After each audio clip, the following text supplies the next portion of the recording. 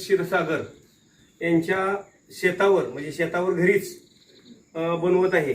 त्यासाठी आपल्याकडं देशी गायचं शेण 10 किलो, कडधान्य पीठ 5 किलो, मक्याचा बरडा 3 किलो, दही 2 लिटर आणि शेंगदाणा पेंड 5 किलो, गूळ 5 किलो आणि गोड फळ पोपई आणि माती झाडाखालची, वडाच्या झाडाखालची माती, असं आपण सगळं एकत्र करून फक्त आता आपल्याला ह्याच्यामध्ये केळी मिक्स करायची राहिली का तर पावसामुळे जाता आलं नाही केळी आणायसाठी। तर कडधान्याच्या पिठात उडीद, मूग, फुलगा, मटकी, चवळी असं 5 धान्याचं कडधान्य पीठ आपण घेतलेलं आहे आणि आता आपण त्याची प्रात्यक्षिक सुरुवात करत आहे। यांना पुढं चला शेण घ्या। एक मिनिट आता दुसरा कट केला हा हे घ्या पीठ घ्या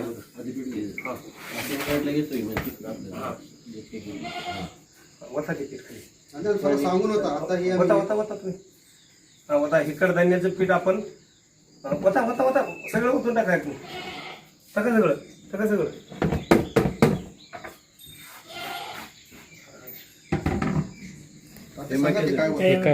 हे मक्याचं पीठ आहे। ह्याच्यात आपल्याला न्यूट्रिएंट चांगलं असतं भरपूर, म्हणून आपण कडधान्याचं पीठ ह्याच्यातून फंगस तयार होत नाही। हे आता गुळाचं पाणी हलवा ते मिक्स करा। गुळ किती सांगा?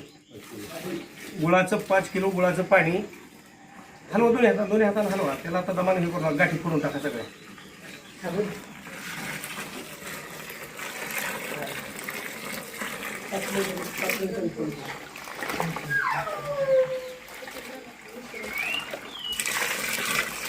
सगळ्या गाठी फोडा।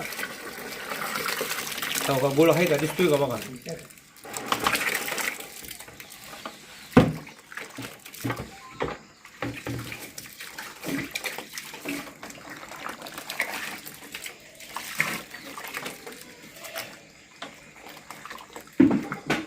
सगळ्या गाठींना फोडायच्या।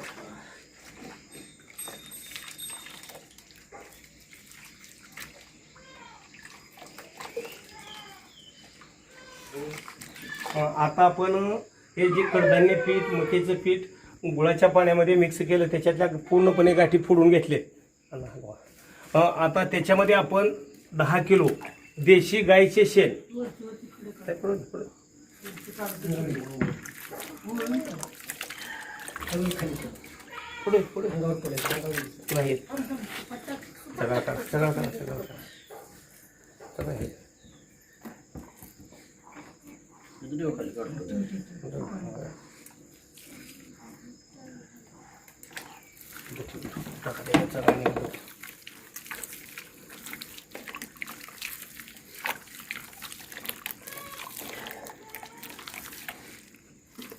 हे शेण, गूळ, बेसन म्हणजे जे कडधान्याचं पीठ आहे ते सगळं एकदम कालवून जिलाबीच्या पिठासारखं केलं, हाताने असं वर करा, एकदम बारीक केलं। आता त्याच्यामध्ये आपण गौरीची राख म्हणजे अग्निहोत्राची राख 250 ग्रॅम टाकत आहे। थोडीशी कमी गौऱ्या भिजल्या, पाऊस आल्यामुळं सगळा प्रॉब्लेम झाला, ते तयार झालं नाही नीट, ते आपण वापरतोय। आता उद्या बाकीची थोडी टाकू, आणखी थोडी कमी। त्याच्यामध्ये आता दही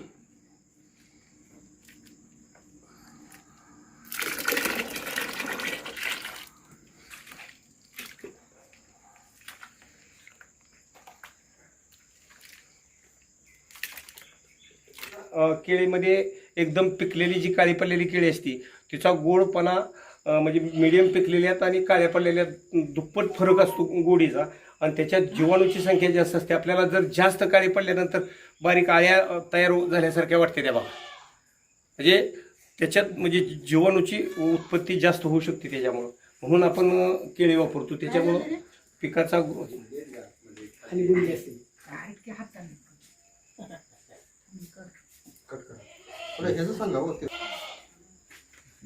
आता आपण अग्निहोत्र भस्म का टाकलं तर अग्निहोत्र भस्म गौरीमध्ये NPKचं प्रमाण गौरीत कमी असतं आणि ते जाळल्यानंतर म्हणजे जाळल्यानंतर असं असतं की त्याचा जाळ न होता आपण ती राख बनवायची असते. म्हणजे जाळ झाल्यानंतर त्या गौरीतला जो अंश असतो तो पंचमहाभूतात जातो.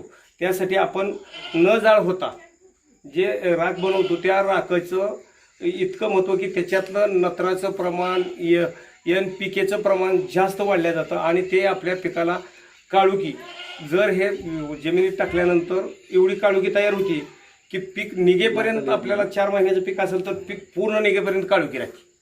आणि जेवढे आपण वापरू 250 ग्रॅमच्या पुढं म्हणजे 250, 300, 400 ग्रॅम जरी वापरले आपल्याकडे असेल तर 2.5 किलो राख तयार व्हायला साहेब 100 किलो गौरी लागते. म्हणजे 100 किलो जाळल्यानंतर फक्त आपल्याला 2.5 किलो भस्म मिळतं. तर कमीत कमी आपण एक 25 किलो जाळल्यानंतर आपल्याला 250 ते 300 ग्रॅम मिळू शकतं. मग ते तेवढं टाकलं तर आपलं पिकाच्या एका ह्याच्यापुरतं हे होऊ शकतं.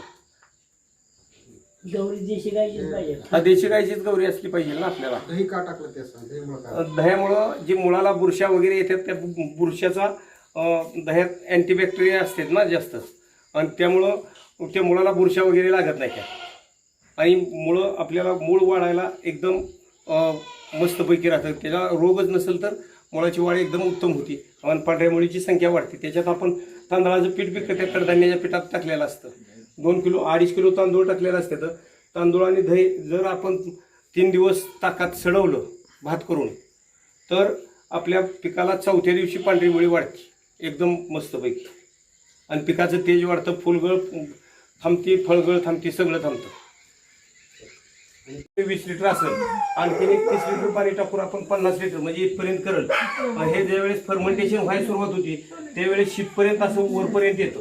जर आपण पाणी जास्त ओतलं तर मग ह्याला अशी उकळी फुटल्यासारखं होतं आणि ते बाहेर पडतं. तर ते बाहेर पडू नये म्हणून ज्यावेळेस वर येईल त्यावेळेस आपण काठीनं घड्याळाच्या काठ्याप्रमाणे फिरवायचं. चला आता हे बोलू. 200 लिटरचा ड्रम एक एकरात पुरं असतं. हा 200 लिटरचा ड्रम आपण तयार केला तर 1 एकराला भरपूर झालं. आणि हे आपण फक्त ओल्या जमिनीवरच टाकायचं आहे किंवा पाण्याद्वारे पिकाला द्यायचं. आता त्याचं प्रात्यक्षिक सुद्धा आपल्याला ऊसाकडे जाऊन बघावं लागेल की होतो या. आणि जे पहिलं टाकलेलं आहे आणि न टाकलेले जण टाकलेल्याचं सुद्धा तुम्हाला प्रात्यक्षिक बघायला मिळेल.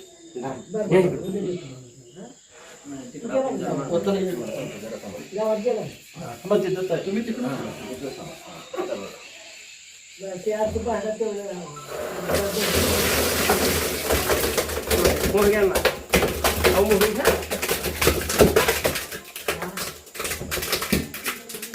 मातन काढून सोडत पाणी टाकलं का हे? पाणी टाकून द्या.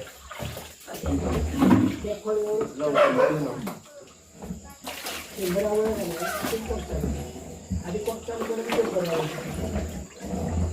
तिथे वर्ष 2 एकरावर करायचं.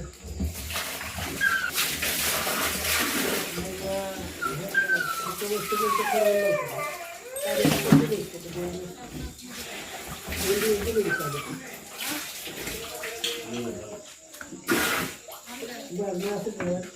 उद्यापतीवर आणि जेव्हा म्हणजे बारका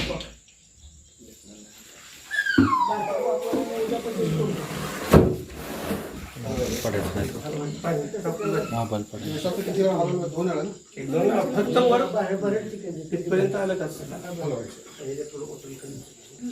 ड्रिप मध्ये सोडायचं असलं म्हणजे गाळून घ्या लागतं. हा मग गाळून. बरं चालेल ठीक.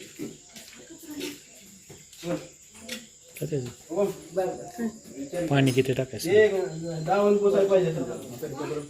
आता कुठंपर्यंत आहे आणि किती टाकायचं?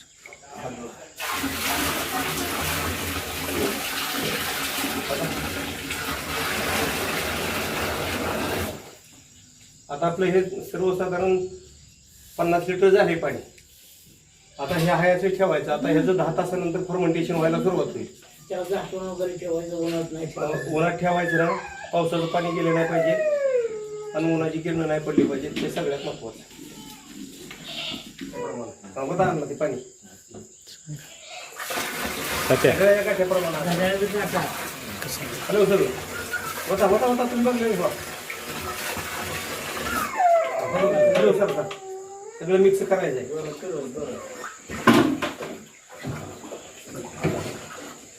हॅलो सर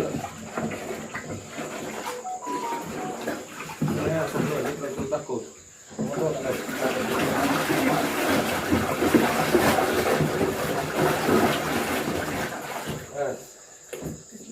आता मिक्स